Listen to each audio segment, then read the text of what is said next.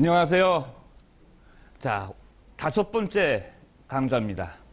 오늘은 동양과 서양,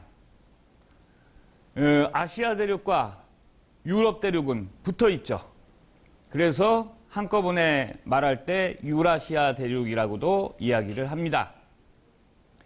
이 유라시아 대륙이 굉장히 길지 않습니까? 지구의 한 2분의 1의 거리 정도만 될 수 있는 엄청나게 긴 거리. 교역이 있었을까요? 네, 있었습니다. 그 대표적인 교역로를 무엇이라고 불렀을까요? 바로 이 제목처럼 실크로드라고 불렀습니다. 실크는 비단이고 로드는 길입니다. 비단길이네요. 우리말로 번역하면 비단길. 그럼 비단이 깔려 있는 길인가요? 아니고, 네, 이 실크로드의 주요 교역품은 중국의 비단과 로마 제국의 유리였다고 합니다. 비단을 최고급으로 만들어내는 중국과 그 당시 세계에서 유리병을 제조할 수 있는 유일한 기술을 가지고 있었던 나라 로마 제국의 교역로. 그 중간 단계의 플랫폼이 바로 서아시아 건조지대가 되었고요. 그 교역로를 실크로드라고 합니다. 자, 가보겠습니다. 그러면 동서교역로가 실크로드만 있었느냐? 아니에요. 실크로드가 지금 어느 거냐 하면,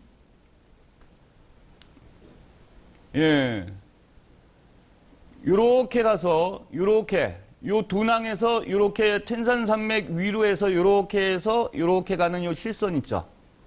요렇게. 요게 텐산 북로.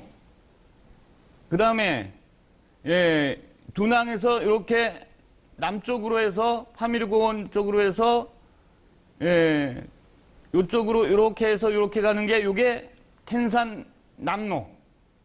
그래서 텐산 산맥을 기준으로 해서 북로와 남로 두 가지 길이 있는데 하여튼 합해서 요게 비단길이에요. 요 실선이 비단길. 요게.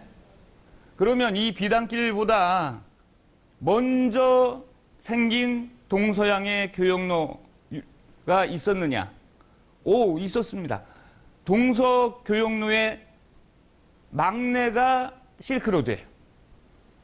중국의 당나라 때, 중국의 한나라 때, 중국의 한나라 때와 유럽의 로마 제국 때니까 가장 막내입니다. 가장 먼저 개척된 길이 어디냐?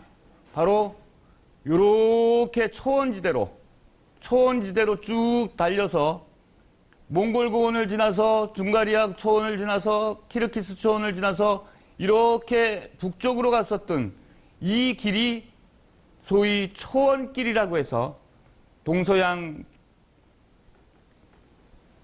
루트의 가장 오래된 길이 되겠습니다. 이 길은요, 이미 청동기 시대부터 기마민족, 말 타고 다니는 민족에 의해서 개척되어서 초원의 길을 중심으로 해서 살았던 민족들은 거의 유목민족이고 중국사의 기록에는 북적이라고 해서 북쪽의 오랑캐라고 기록이 되어 있습니다. 여러분이 너무 잘 아시는 흉노족이라든가 돌골족이라든가 이런 민족들이 바로 초원의 길의 중심 민족이었고요.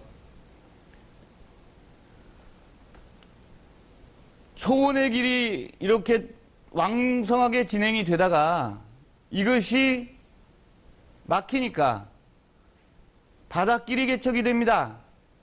이 바닷길은 보세요.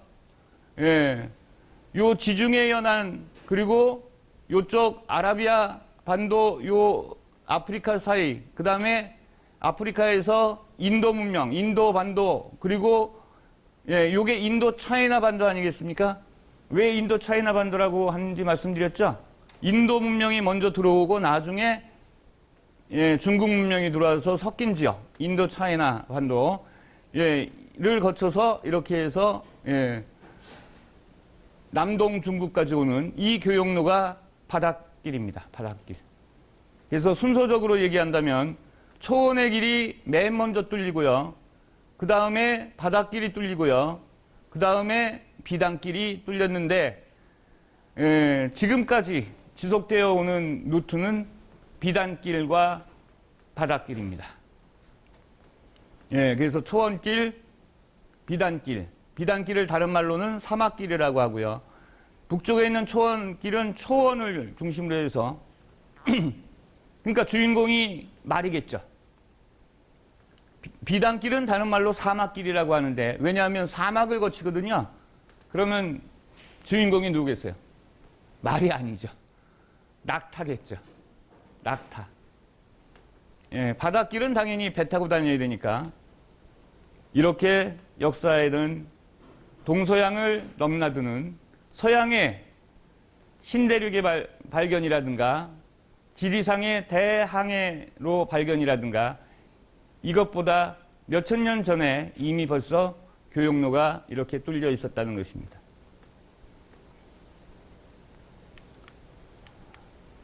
자, 비단길, 실크로드 보겠습니다. 구체적으로. 북경은 전통적으로 중국의 대도시였다가 수도였다가 이랬던 도시가 되겠습니다. 중국은 회수를 중심으로 해서요. 그 북쪽에 있는 큰 강이 황하강, 황하.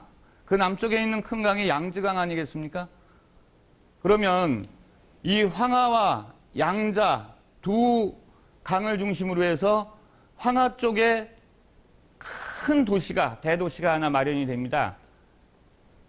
대도시 또는 수도를 한자로 쓸 때 서울 경자를 쓰거든요. 경. 그러면 북경이라는 것은 북쪽에 있는 수도 또는 북쪽에 있는 대도시라는 뜻이고요. 여기에 남경이라고 있죠. 여러분 일본군에 의해서 남경 대학살 사건이 전개되고 이런 거 들어보셨잖아요.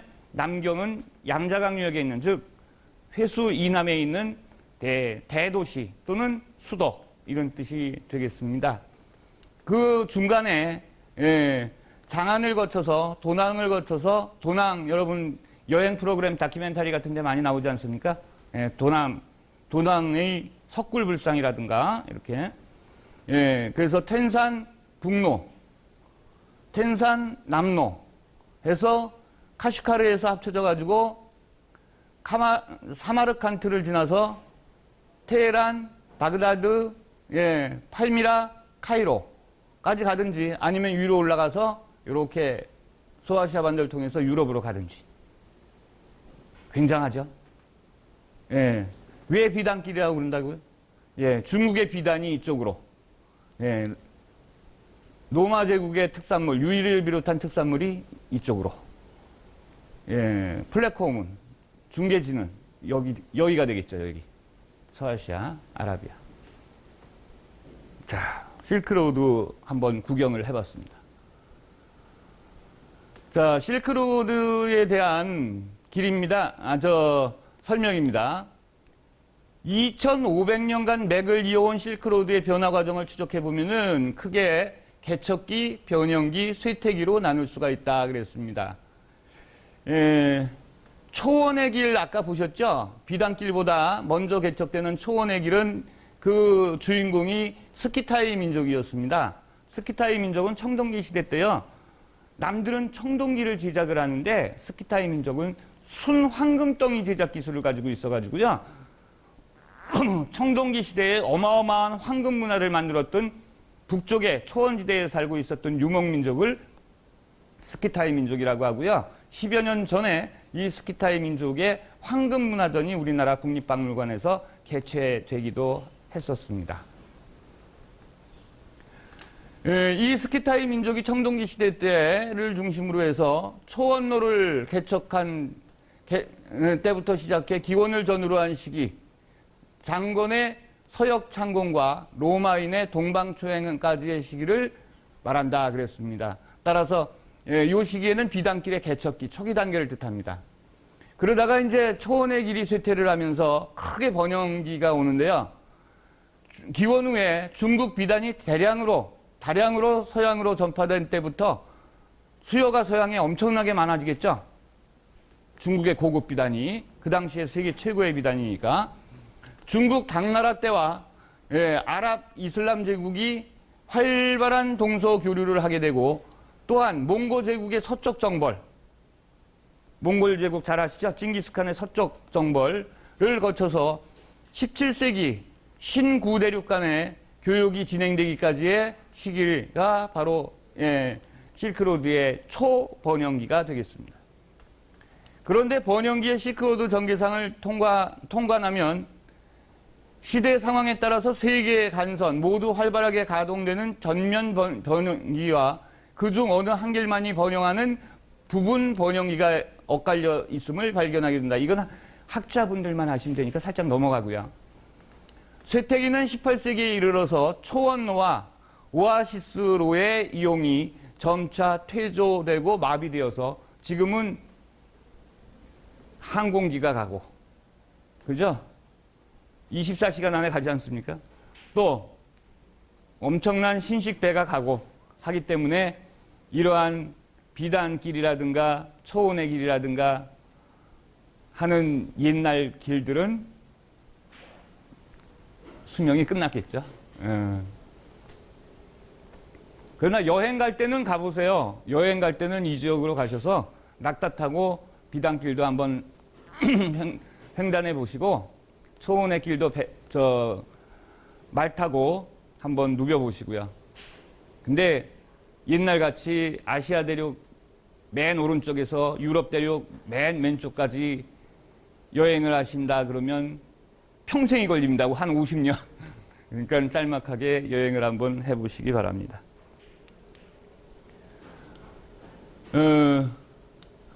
오늘 제가 여러분한테 소개해 드린 거는 동양과 서양을 잇는 그 당시에 광활한 지역의 두 지역을 연결하는 세 개의 길을 여러분한테 소개해 드렸습니다.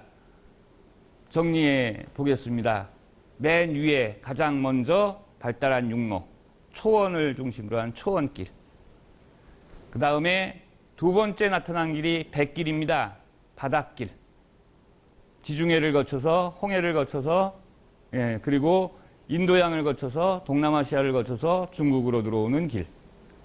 그리고 가장 늦게 나타난 막둥이 실크로우드 비단길입니다. 중국 비단이 서아시아를 거쳐서 바로 초강대국이었던 로마 제국으로 흘러들어가고 로마 제국의 귀족들은 중국 비단을 입지 않으면 권위가 서지 않았다고 합니다. 그 바람에 거기에 대한 대가로 로마 제국의 많은 특산물들이 서아시아를 거쳐서 다시 중국으로 들어왔죠. 하나 독특한 특징 하나 말씀드리면요.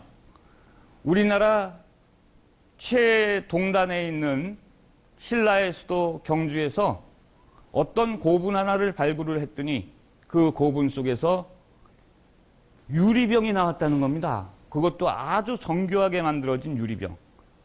그런데 시기적으로 그 당시에 그러한 고급스러운 유리병을 만들 수 있었던 기술을 가진 나라는 로마밖에 없었다는 것이죠. 그래서 역추적을 해보니까 그 유통 경로는 비단길을 통해서 들어온 중국에 들어온 상인이 바로 신라까지 와서 교육을 하고 갔다는 결과를 얻었습니다. 그만큼 우리 고대 사회는 개방적인 사회고 폭이 넓었던 사회라고 볼 수가 있습니다.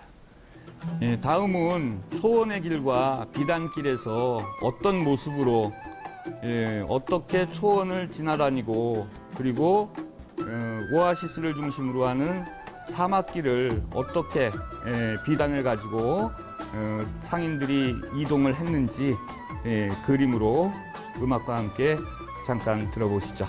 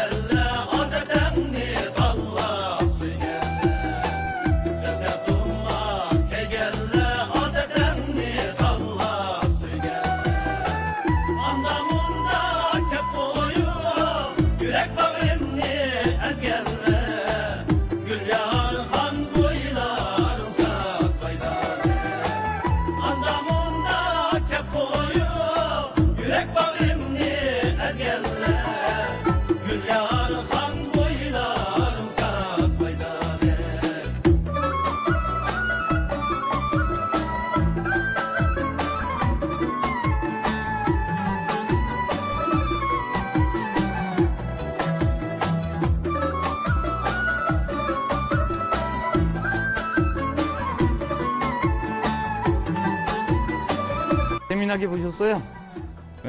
저 그림대로 사진 보신 대로 저렇게 옛날에 말을 타고 그리고 또 낙타를 타고 오아시스를 중심으로 해서 소원의 길과 비단길을 다녔답니다. 특히 비단길 여행은요, 여러분 꼭 추천을 한번 드립니다. 다녀오셔서 뵙겠습니다. 자, 여기서 마치겠습니다. 다음 강에서 뵙겠습니다. 고맙습니다.